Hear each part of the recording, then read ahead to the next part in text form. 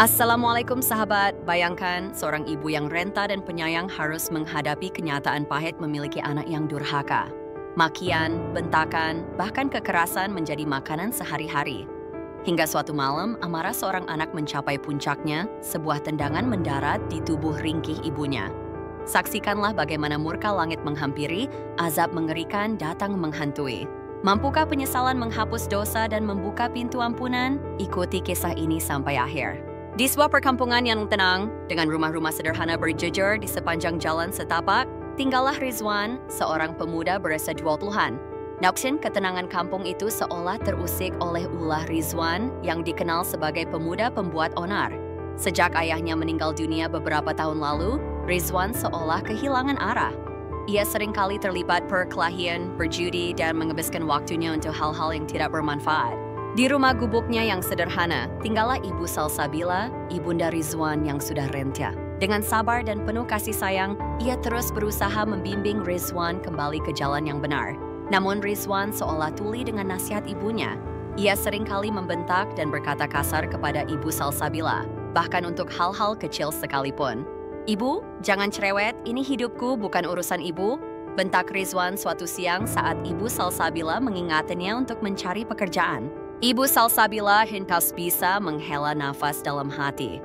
Ia sudah terbiasa dengan sikap Rizwan yang kasar dan tidak menghargainya. Meskipun begitu, Ibu Salsabila tidak pernah berhenti menyayangi Rizwan dan mendoakannya setiap malam.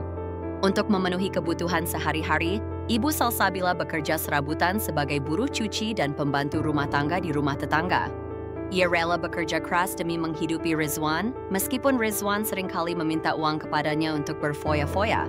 "Ibu, aku butuh uang untuk beli rokok," pinta Rizwan suatu malam dengan nada memaksa. "Ibu, aku tidak punya uang lagi, semua sudah habis untuk membeli beras," jawab Ibu Salsabila dengan sedih. "Tidak, ibu bohong. Pasti ibu sembunyikan uangnya, kan?" bentak Rizwan sambil menggeledah lemari pakaian ibunya dengan kasar. Ibu Salsabila hanya bisa menangis melihat kelakuan Rizwan yang tidak menghormatinya. Ia tidak tahu lagi bagaimana cara untuk menyadarkan Rizwan agar kembali ke jalan yang benar.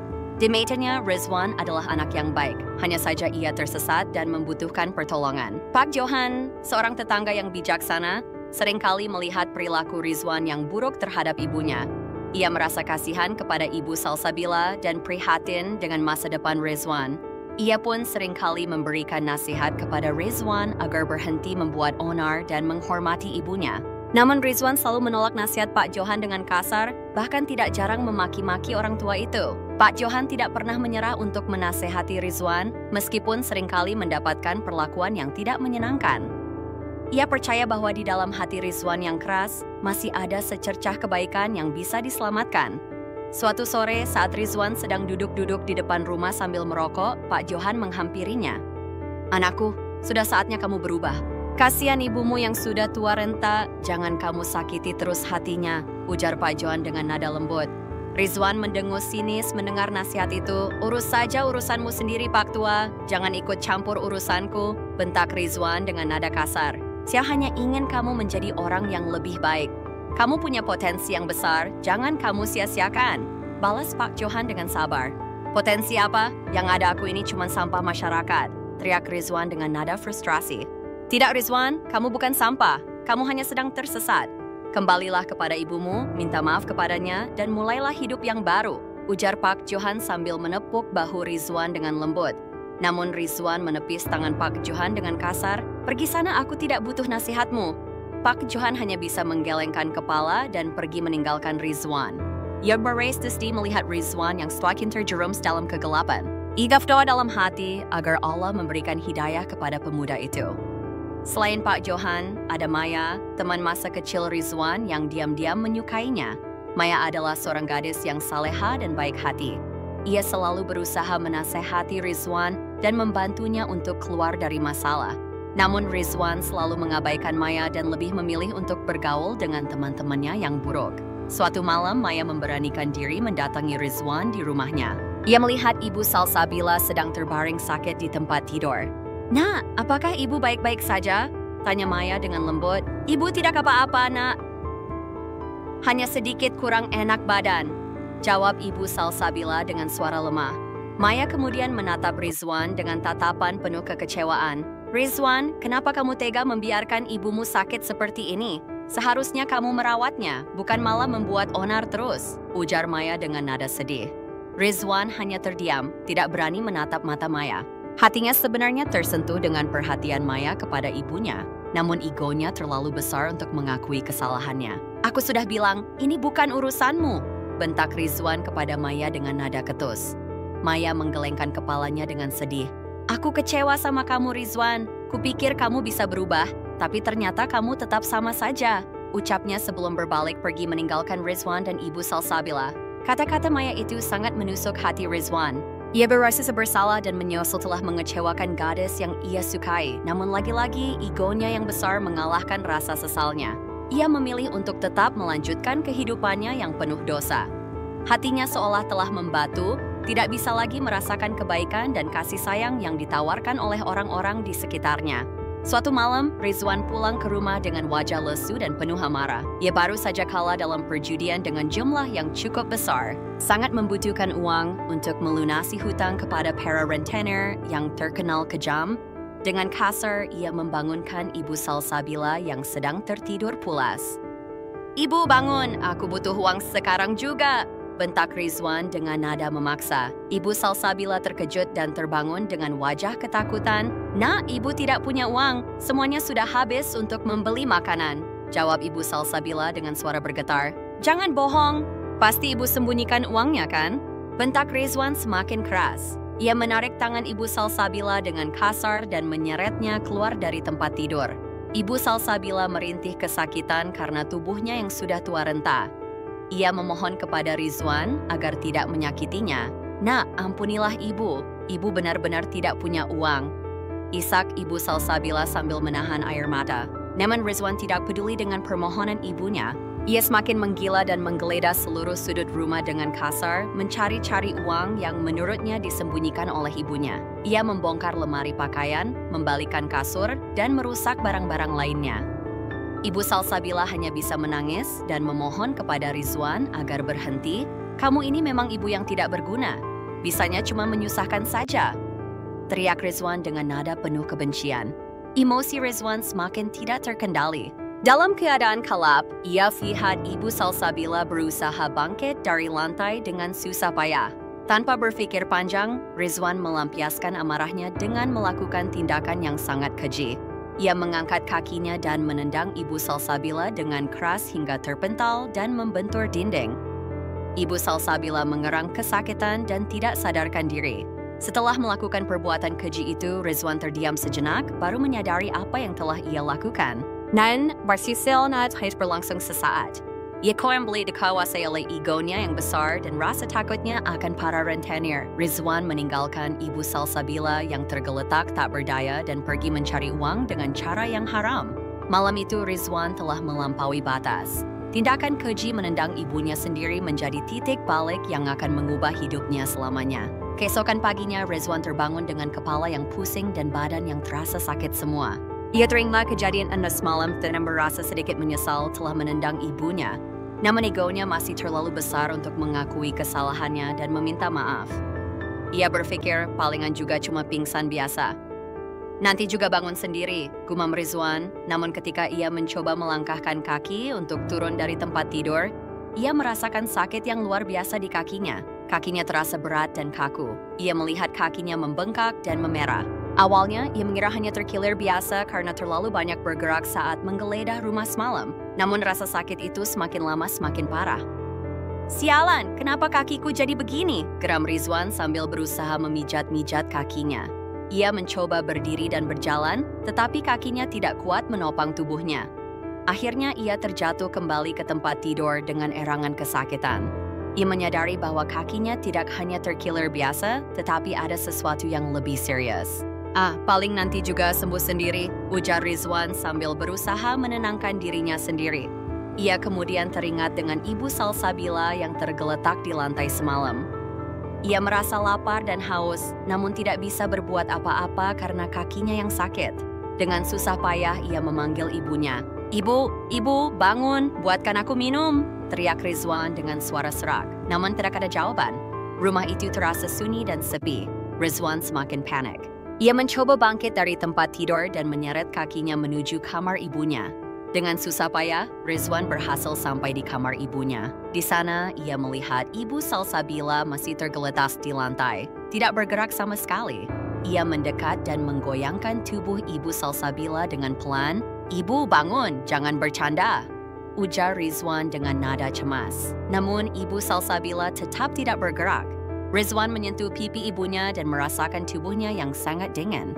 Baru saat itu, ia menyadari bahwa ibunya telah meninggal dunia. Rizwan terkejut dan terpaku di tempatnya. Ia tidak percaya ibunya telah meninggal dunia karena ulahnya sendiri. Rasa penyesalan yang mendalam tiba-tiba menghantam hatinya. Ia menangis histeris di samping jenazah Ibu Salsabila, menyesali semua perbuatan keji yang telah ia lakukan selama ini. Kesombongan dan kekerasan hatinya seolah runtuh seketika digantikan oleh air mata penyesalan yang tak terbendung. Namun, penyesalan itu udah terlambat. Setelah kepergian Ibu Salsabila, Rizwan benar-benar merasa sendirian di dunia ini. Ia tidak punya siapa-siapa lagi. Penyesalan dan rasa bersalah terus menghantuinya. Ia merasa sangat berdosa karena telah menyakiti hati ibunya hingga mengakibatkan kematian.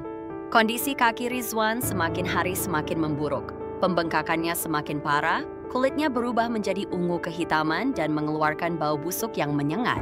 Rasa sakit yang ia rasakan pun semakin tak tertahankan, membuatnya seringkali pingsan tak sadarkan diri. Ia tidak makan dan minum selama berhari-hari karena tidak ada seorang pun yang peduli kepadanya. Tubuhnya semakin lemah dan kurus kering. Dalam keadaan antara hidup dan mati, Rizwan mulai berhalusinasi. Ia melihat bayangan ibunya datang menghampirinya dengan wajah sedih dan kecewa. Ia mendengar suara ibunya memanggil-manggil namanya dengan nada lirih. "Ibu, maafkan aku. Aku anak yang durhaka. Aku telah menyakiti hatimu. Aku menyesal," rintih Rizwan dengan suara serak dan lemah.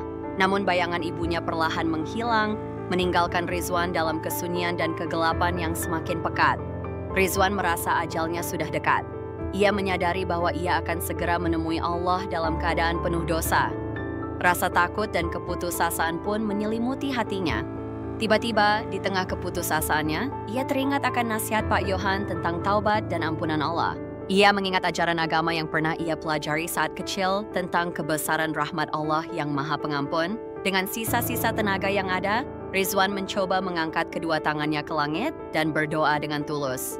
Setelah merapalkan doa penyesalan dengan sisa tenaganya, Rizwan merasa damai yang belum pernah ia rasakan sebelumnya merasuk ke dalam hatinya. Tubuhnya yang semula dilanda rasa sakit dan perih kini terasa ringan dan tenang. Ia istilah merasakan sentuhan lembut di dahinya, seolah ibunya telah memaafkannya.